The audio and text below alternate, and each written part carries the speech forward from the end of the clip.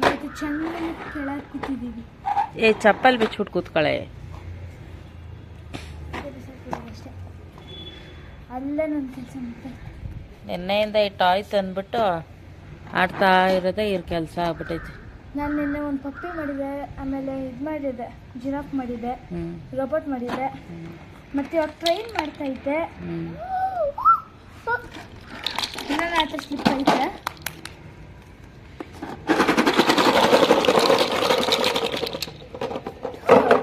ಇವತ್ತು ಟೆರೆಸ್ ಮೇಲೆ ಆಟ ಆಡ್ತಿದ್ದೀವಿ. ಆ ಕಡೆ ಬಿಸಿಲಿದೆ, ಅದಕ್ಕೆ ಈ ಕಡೆ ಕೂತಿದ್ದೀವಿ. ಈ ಕಡೆ ಟೆರೆಸ್ ಮೇಲೆ ನಾನು ಒಂದೇ ಯೂಸ್ ಮಾಡಿದ್ರೆ ಇನ್ನೂ ಇಷ್ಟೆಲ್ಲ ಇದೆ. ಇವಾಗ ಇದನ್ನೆಲ್ಲ ನೋಡ್ಕೊಂಡು ನನ್ನ ಮಗ ಇವಾಗ ಎದ್ದ, ಏನು ತಿಂದಿಲ್ಲ. ಅದಕ್ಕೆ ಒಂದು ಕ್ಯಾರೆಟ್ ಹಾಕಿ ಉಪ್ಪಿಟ್ಟು ಮಾಡ್ಕೊಂಡು ಬಂದಿದ್ದೀನಿ ಅವನಿಗೆ ತಿನ್ಸೋಕ್ಕೆ. ಇಲ್ಲಾಂದರೆ ತಿನ್ನೋದೇ ಇಲ್ಲ ಅವನು. Hi hello good evening, welcome back to my YouTube channel. ಇವತ್ತು ಸಂಜೆ ಬ್ಲಾಗ್ ಸ್ಟಾರ್ಟ್ ಮಾಡ್ತಿದ್ದೀನಿ. ಬೆಳಿಗ್ಗೆಯಿಂದ ಕೆಲಸ. ಸಂಜೆ ಅಲ್ಲ, ಮಧ್ಯಾಹ್ನ 4 ಸಂಜೆನೇ. ಅದು ಮಧ್ಯಾಹ್ನ ಅಂದರೆ 12 ಗಂಟೆ, 5 ಗಂಟೆ ಆಗ್ತಾ ಬರ್ತೈತೆ. ಇನ್ನು ಮಧ್ಯಾಹ್ನ ಆಗ್ತೀವಿ. ಸೊ ಇವತ್ತು ಸಿಕ್ಕಾಪಟ್ಟೆ ಕೆಲಸ ಆಯಿತು. ಹಾಗಾಗಿ ಬೆಳಗ್ಗೆಯಿಂದ ವ್ಲಾಗ್ ಮಾಡಿಲ್ಲ. ಬೆಳಗ್ಗೆ ಬಂದು ತರಕಾರಿಯಾಗಿ ಪಲಾವ್ ಮಾಡಿದ್ದೆ. ಅವರೆಕಾಯಿ ಇಕ್ಕಬೇಕಿತ್ತು, ಇಕ್ಕಿದ್ದಿಲ್ಲ. ಸಾರು ಮಾಡಿದ್ದೀನಿ ಇತ್ತಕ್ಬಿಟ್ಟು. ಆಮೇಲೆ ಸ್ನಾನ ಮಾಡಿ ದೇವ್ರ ಸಾಮಾನೆಲ್ಲ ತೊಳೆದು ಮಡಗಿದ್ದೀನಿ. ನಾಳೆ ಪೂಜೆ ಮಾಡ್ಕೊಳ್ಳೋಣ ಅಂತ. ಸೊ ಎಷ್ಟೆಲ್ಲ ಕೆಲಸ ಮಾಡಿ ಸುಸ್ತಾಯ್ತು. ಅವಾಗ ಮಲ್ಕೊಂಡ್ಬಿಟ್ಟೆ. ಸ್ಕೂಲಿಂದ ಕರ್ಕೊಬರೋಕ್ಕೂ ಹೋಗಲಿಲ್ಲ, ಅವಳೇ ಬಂದಿರಬೇಕು.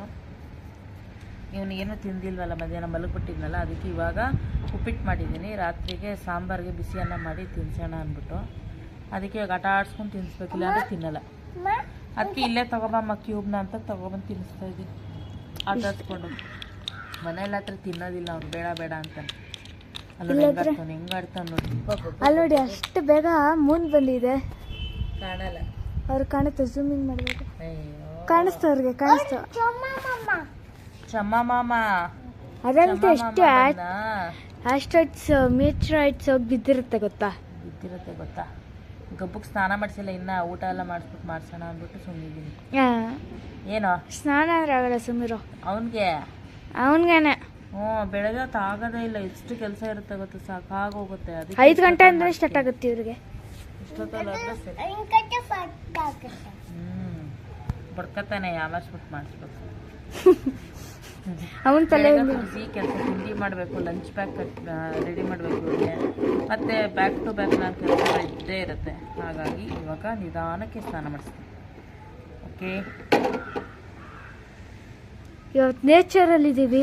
ನೇಚರಲ್ಲಿ ಒಳ್ಳು ಟೆರೆಸ್ ಮೇಲೆ ಬಂದಿರೋದೇ ನೇಚರು ಈಗಿನ ಮಕ್ಕಳಿಗೆ. ಅಯ್ಯೋ, ನಮ್ಮನೆಯಲ್ಲೂ ಸೋಲಾರ್ ಪ್ಯಾನೆಲ್ಸ್ ಇದೆ ಫ್ರೆಂಡ್ಸ್. ಸೋಲಾರ್ ಪ್ಯಾನೆಲ್ಸ್ ಹಿಂದೆ ಐತೆ. ನಮ್ಮ ಮನೆಯದ ಅದಲ್ಲಿ ನನಗೆ ಗೀಸರ್ ಕನೆಕ್ಷನ್ ತೆಗ್ದಿದ್ದಾರೆ ಅನ್ಕೊಳ್ತೀನಿ. ಅದಕ್ಕೆ ಏನು ಕನೆಕ್ಷನ್ ಇಲ್ಲ. ಇರುತ್ತೆ, ಗೀಸರ್ಗೆ ಇರುತ್ತೆ.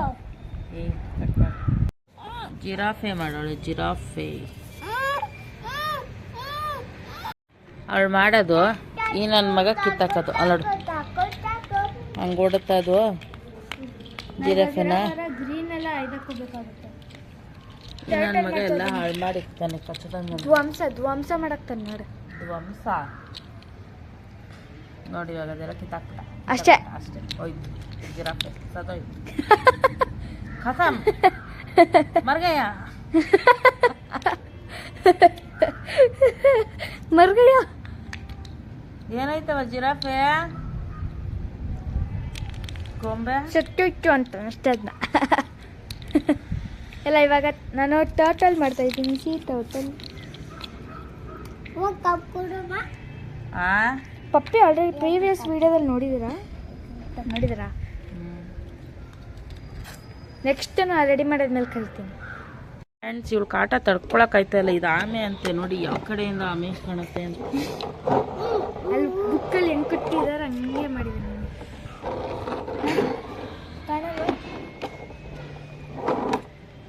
ಹಂಗೆ ಮಾಡವಳೆ ಆಮೆ. ನಡೀರಿ ಮನೆಗೆ ಹೋಗೋದ. ಇವಾಗ ಕಾಣಿಸ್ತಾ ಇದೆ. ನನ್ನ ಮಗಳು ನೋಡಿ ಫೇಸ್ ಪ್ಯಾಕ್ ಹಾಕೊಂಡು ಕಡಲೆ ಹಿಟ್ಟನ್ನ ಕಲಿಸ್ಬಿಟ್ಟು ಹಚ್ಕೊಂಡಿದ್ದಾಳೆ.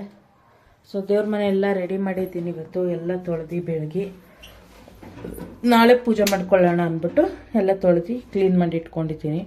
ಕಳಸ ಇಟ್ಟಿಲ್ಲ, ಬೆಳಗ್ಗೆಗೆ ಇಟ್ಕೊಂಡು ಪೂಜೆ ಮಾಡೋದು ಮಾಡೋ ಟೈಮ್ಗೆ. ಸೊ ಇವಳಿಗೆ ಇವಾಗ ಫೇಸ್ ಪ್ಯಾಕ್ ಹಚ್ಕೊಂಡಿದ್ದಾಳೆ.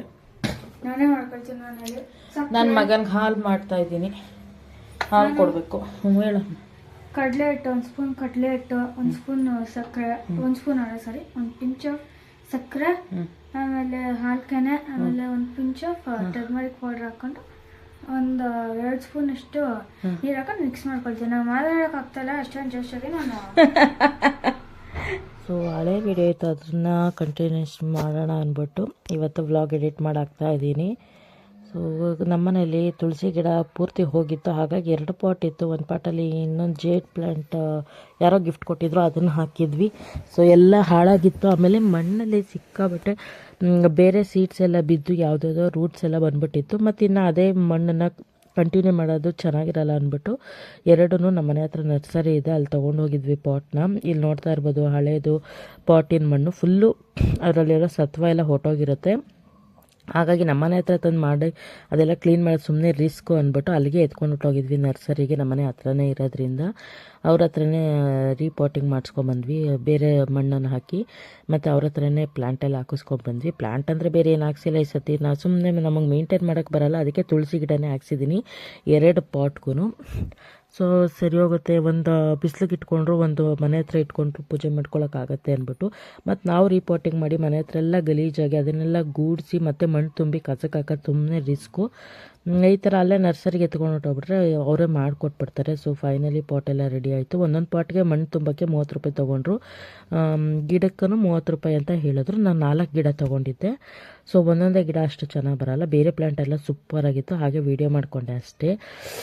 ಸೊ ಇದಾಗಿತ್ತು ಇವತ್ತಿನ ವ್ಲಾಗ್. ನಿಮ್ಗೆ ಇಷ್ಟ ಆಗಿದ್ರೆ ವ್ಲಾಗ್ನ ಶೇರ್ ಮಾಡಿ, ಲೈಕ್ ಮಾಡಿ, ಹಾಗೆ ನನ್ನ ವೀಡಿಯೋ ನೋಡ್ತಾ ಇರೋರು ಸಬ್ಸ್ಕ್ರೈಬ್ ಆಗಿ. ಬನ್ನಿ ಹೊರಡೋಣ ಮನೆಗೆ. ಓಕೆನಾ? ಬಾಯ್ ಬಾಯ್, ಸಿಗೋಣ ಮುಂದಿನ ವೀಡಿಯೋದಲ್ಲಿ.